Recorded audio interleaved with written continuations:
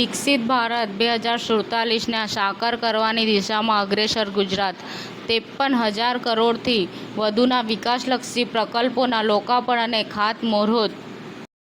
વિકસિત ભારતના સ્વપ્ન અને અમૃતકાળના સંકલ્પને સાર્થક કરતા માનનીય વડાપ્રધાન શ્રી નરેન્દ્ર મોદીના વરદ હસ્તે ભારત સરકાર અને ગુજરાત સરકારના કુલ 24,000 કરોડથી વધુના વિવિધ પ્રકલ્પોના લોકાર્પણ અને ખાતમુહૂર્ત.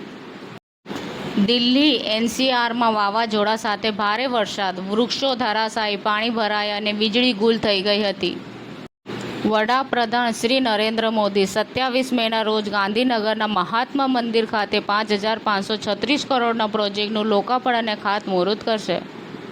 અમદાવાદ જુહાપુરા સર્કિટમાં આવેલ ફતેવાડી કેનાલને આજુબાજુના લોકોને ક્યારે મળશે ટ્રાફિકથી મુક્તિ? અરવલ્લી જિલ્લાના અમરેલી તાલુકાના આજુબાજુના 27 ગામડા અને લાઠી તાલુકા અને દામનગરમાં અનરાધાર વરસાદ વરસતા પીજીવીસીએલના થાંભલાઓ પડી ગયા ત્યારે ઇન્ચાર્જ કાર્યપાલકની સુંદર કામગીરી જોવા મળી. મરીન પીપાવાવ પોલીસ સ્ટેશનમાં દાખલ થયેલ ઘરફોડ ચોરીના અનડિટેક્ટ ગુનામાં એક ઈસમને ચોરીના મુદ્દામાલ સાથે પકડી પાડી. ઘરફોડ ચોરીના અનડિટેક્ટ ગુનો ડિટેક્ટ કરતી હતી. કેન્દ્રએ જાતીય શિક્ષણ અંગે નીતિ બનાવવી જોઈએ, સુપ્રીમ કોર્ટે પણ નોટિસ ફટકારી. કોંગ્રેસ પાર્ટી રાજભવનની બહાર વિરોધ પ્રદર્શન કરશે. શરના ધર્મને ઓળખો. કોંગ્રેસ 26 મેના રોજ રાજભવનનો ઘેરાવ કરશે. ઘટતા વ્યાજ દરોને જોતા યુનિયન મ્યુચ્યુઅલ ફંડે tax efficient income oriented fund union income plus arbitrage active FOF launch કર્યું.